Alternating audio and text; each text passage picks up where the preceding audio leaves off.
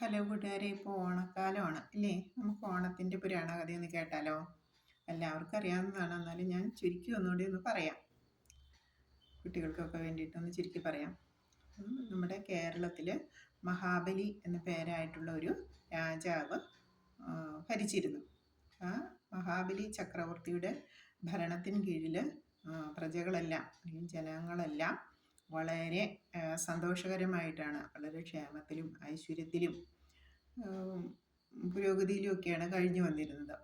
അപ്പം ഇങ്ങനെ സമ്പൽ സമൃദ്ധിയും ഐശ്വര്യവും ക്ഷേമവും, ആളുകൾക്കൊന്നും ആപത്തുകളോ ദാരിദ്ര്യമോ ഒന്നും ഉണ്ടായിരുന്നില്ല. എല്ലാവരും ഐശ്വര്യ സന്തോഷം നിറഞ്ഞ ഒരു കാലഘട്ടത്തിൽ കൂടി ഇങ്ങനെ കടന്നു പോകുന്നതുകൊണ്ട് ദേവലോകത്തിരുന്ന് ദേവന്മാർക്ക് മഹാബലി ചക്രവർത്തിയോട് അസൂയ ഉണ്ടായി. അപ്പം നമുക്കാണെങ്കിലും ആരെങ്കിലുമൊക്കെ നല്ല രീതിയിൽ ജീവിച്ചു പോകുന്ന കാണുമ്പോൾ നമുക്കൊരു ബുദ്ധിമുട്ട് തോന്നാറുള്ളത് പോലെ ദേവന്മാർക്കും ഒരു ബുദ്ധിമുട്ട് തോന്നി. ഈ അസുര ചക്രവർത്തിയെ ഇങ്ങനെ പോയി കഴിഞ്ഞാൽ സ്വർഗ്ഗലോകവും ഭൂമിയിലെ ജീവിതവും തമ്മിൽ വലിയ വ്യത്യാസമൊന്നുമില്ല. സ്വർഗത്തിൽ നല്ല സന്തോഷ സുഖമാണ്, അത് നമ്മൾ ഒരു ധാരണയുണ്ട്. അപ്പം ഭൂമിയിലും അതുപോലെ തന്നെ ആയിക്കഴിഞ്ഞാൽ താമസിയാതെ മഹാബലി ചക്രവർത്തി ദേവലോകത്തിൻ്റെ അധിപൻ കൂടി ആയി മാറും എന്നൊരു വിശ്വാസം അല്ലെങ്കിൽ എന്നൊരു സൂചന ദേവന്മാർക്കിടയിൽ ഉണ്ടാവുകയും അങ്ങനെ ദേവന്മാരെല്ലാം കൂടി ആലോചിച്ച് മഹാവിഷ്ണു എന്ന് പറയുന്ന ദേവനെ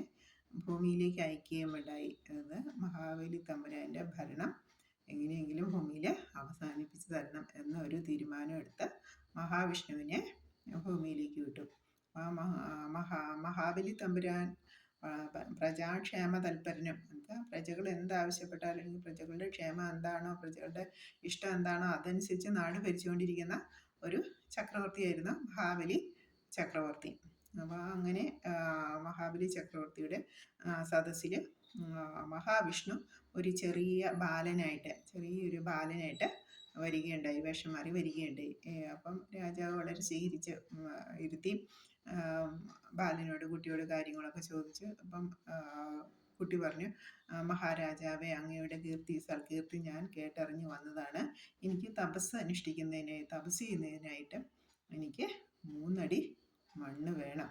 3 അടി മണ്ണ്, എനിക്കിരുന്ന് തപസ് ചെയ്യാനായിട്ട് 3 അടി മണ്ണ് വേണം. അത് അങ്ങനെ ഒരു ആവശ്യവുമായിട്ടാണ് ഞാൻ ഈ രാജസദസ്സിലേക്ക് എത്തിയിട്ടുള്ളതെന്ന് പറഞ്ഞു. അപ്പം രാജസദസ്സിലുണ്ടായിരുന്ന രാജാവിൻ്റെ ഉപദേഷ്ടാക്കളും അതുപോലെ രാജാവിൻ്റെ ഗുരു ഉണ്ടാവും.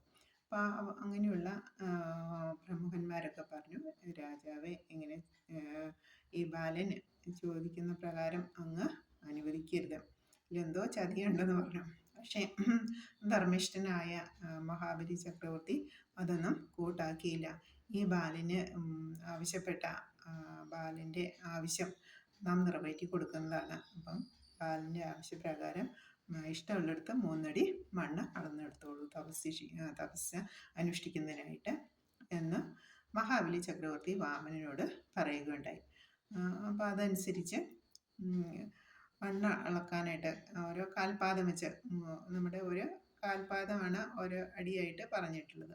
അപ്പോൾ 1ാമത്തെ കാൽപാദം വെച്ചപ്പോഴേക്കും ഭൂമി മുഴുവൻ തീർന്നപ്പം പെട്ടെന്ന് തന്നെ ഈ ചെറുതായിട്ടുള്ള ബാലൻ വളരെ വലിയൊരു ഭീമാകാരമായിട്ടുള്ളൊരു രൂപമായി മാറിയെന്നും 1ാമത്തെ പാദം അളന്നപ്പോൾ തന്നെ ഭൂമിയിലുള്ള മുഴുവൻ സ്ഥലവും തീർന്നു.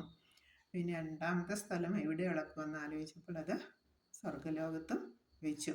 അപ്പം 2 അടിയായി. 3 അടിയാണ് രാജാവ് വാക്ക് പറഞ്ഞിട്ടുള്ളത്. അപ്പം 3ാമത്തെ അടി അളന്നെടുക്കാനായിട്ട് സ്ഥലം ഇല്ലാതെ വന്നപ്പോൾ ധർമ്മിഷ്ഠനായ അല്ലെങ്കിൽ സത്യസന്ധനായിട്ടുള്ള രാജാവ് തല വണങ്ങി താണു തൊഴുതുകൊണ്ട് എൻ്റെ ശിരസിൽ വെച്ചോളൂ എന്ന് പറഞ്ഞ് ശിരസ് കാണിച്ചു കൊടുത്തു എന്നും, അങ്ങനെ ആ ശിരസിൽ മഹാവിഷ്ണുവിൻ്റെ കാൽപാദം വയ്ക്കുകയും മഹാബലി ചക്രവർത്തി പാതാളത്തിലേക്ക് പോയി എന്നുള്ളതാണ് ഒരു ഐതിഹ്യം പറയുന്നത്.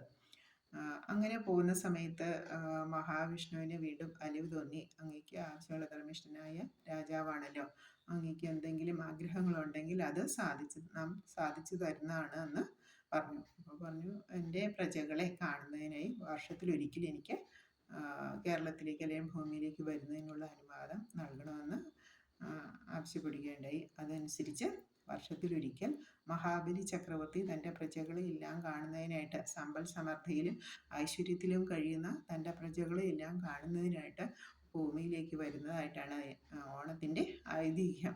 അപ്പം നമ്മളെല്ലാം ഇങ്ങനെ ഇപ്പോൾ സമർത്ഥമായ സദ്യയൊക്കെ കഴിച്ച് പുതിയ ഡ്രസ്സൊക്കെ ധരിച്ച് ഊഞ്ഞാലാടി സ്ത്രീകളൊക്കെ തിരുവാതിര കളിക്കുന്നു, അങ്ങനെ ഡാൻസ്, അങ്ങനെ വളരെ ആഘോഷപൂർവ്വമായിട്ടുള്ളൊരു കാലഘട്ടത്തിലിരിക്കുന്നത് രാജാവ് തിരിച്ചു വരുമ്പോഴും താൻ അന്ന് പോയ ആ കാലഘട്ടത്തിൽ അതേ സന്തോഷത്തോടു കൂടിയാണ് തൻ്റെ പ്രജകൾ ഇന്നും ജീവിച്ചു പോരുന്നതെന്ന് രാജാവിന് മനസ്സിലാക്കുന്നതിന് കൂടി വേണ്ടിയിട്ടുള്ള ഒരു തുടർക്കഥ പോലെയാണ് ആളുകൾ, കേരള ജനത ഈ ഓണം ആഘോഷിച്ചു വരുന്നത്. ഇതൊരു ഐതിഹ്യ കഥയാണ്. അതിലൊരു മാവേലിയെക്കുറിച്ചുള്ളൊരു പാട്ടും നമ്മൾ ചെറുപ്പത്തിൽ പഠിച്ചിട്ടുണ്ട് അല്ലേ?